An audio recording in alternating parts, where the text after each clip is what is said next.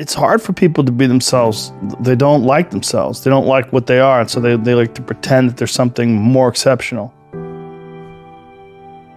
But what people really seem to enjoy is people who don't do that. People seem to really enjoy people who just work at being a better person and being better at life.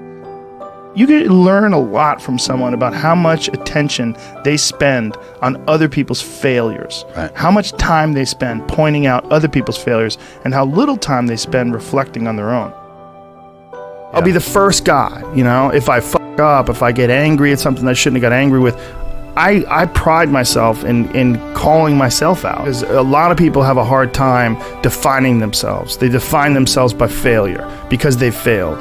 But I'm like, you're not your failures, you're you. Okay, your life is a series of lessons you've learned. Now, if you just dwell on the failures, like that's not healthy. It's not smart and it's not empowering. What you got to do is look at those failures and go, well, now you know what not to do. But you're not that. You're you. You could have done the stupidest fucking shit ever, but it's not you. That's not you. You're a different thing. You're the being that's experiencing all these failures. And if you know that they're ups, then you've learned. Okay? If you repeat them over and over again, well, then I can't talk to you. I mean, that's the bright side of tragedy. So when you come through it, you really will have an appreciation for the moments without tragedy. You don't really feel it unless unless life burns you. You don't really feel it.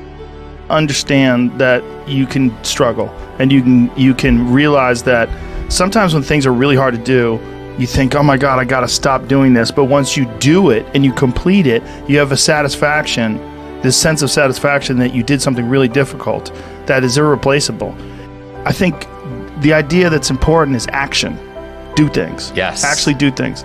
To procrastinate and sit around and debate things forever before anything gets done. Yeah, there's a proper balance though of enough action and enough thinking.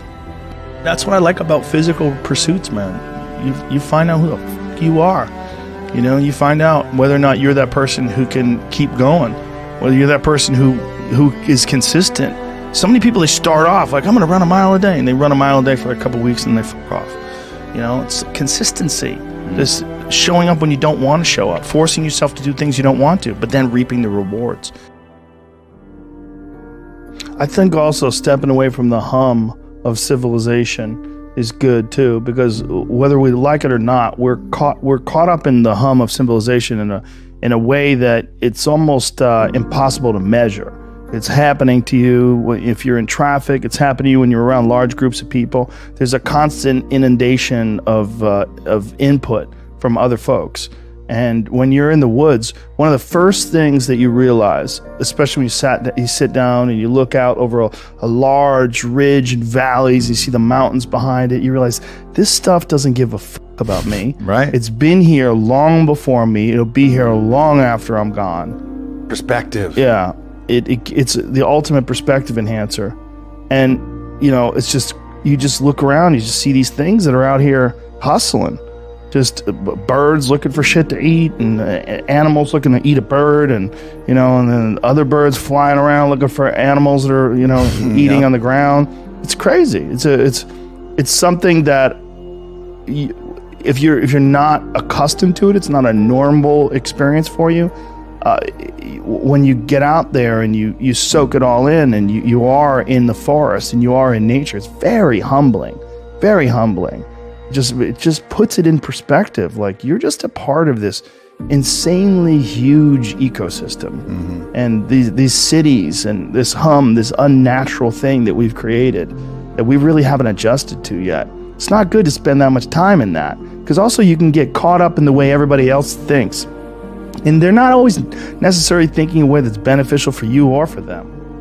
I don't think we're programmed to be steady and stable, because I don't think there's never a time in human history where life has been like super peaceful and easygoing. Like, you have these little kind of breaks where no one's coming over the hill with a sword and a fucking gang of barbarians. The orcs, they're not reading for a little while. So you get a little break, and that's part of what people appreciate about life is those breaks. But you have to have the chaos too, and I think it's kind of built into the system that there is always going to be this up and down. And I think it's also built into the way you interface with life. You know, you're not always going to feel great. You're going to have weird days, you know, but those weird days where things are shitty, one of the things it does is it really makes you appreciate the good days. I think if every day is too good, that's the problem with people that are on like certain medications that sort of make everything a 7 or a 6 all day, every day.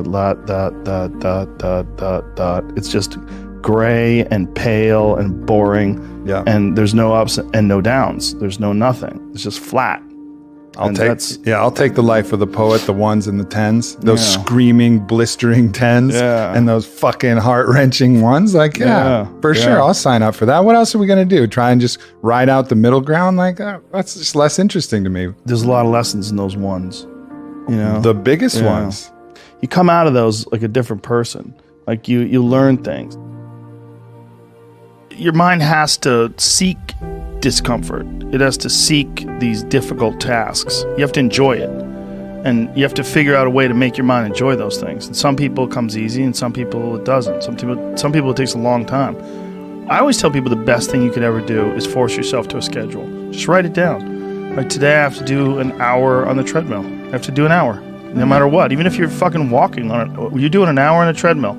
The next time you're going to do it, you did an hour and this is the amount of miles you got in. Next time you're going to, add 3 miles. Put an extra 3 miles in that 1 hour.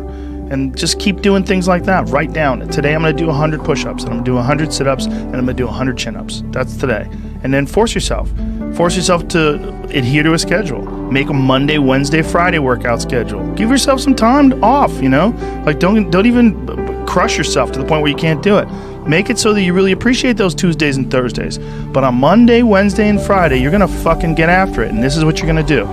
Most people just try to go work out. And you're kind of aimless, and you show up, and you pick up the jump rope, and you jump a little rope. Maybe you hit the heavy bag a little bit. Maybe you do some curls. But you don't really have an aim, That's why people like to hire trainers, because a trainer will tell you what to do. Well, you can tell yourself what to do. If you don't have money for a trainer, you don't even have to have fucking equipment. With bodyweight squats, sit-ups, chin-ups, push-ups, you can kick your fucking ass. You could give yourself a brutal full bodyweight workout. And you can find these for free on YouTube. There's a ton of them. There's a ton of these bodyweight workouts you could do. Just force yourself. Write it down. Monday, Wednesday, and Friday, I'm going to do 100 push-ups. I'm going to do 100 chin-ups. I'm going to do 100 sit-ups. Even if it takes me all fucking day. Even if I have to do 10 and 10 and 10 and keep going all day. Just that's what you do. Do 10 push-ups, take a break for 20 minutes, do another 10. But get those 100 in. You got to have discipline. Motivation's great. I love it.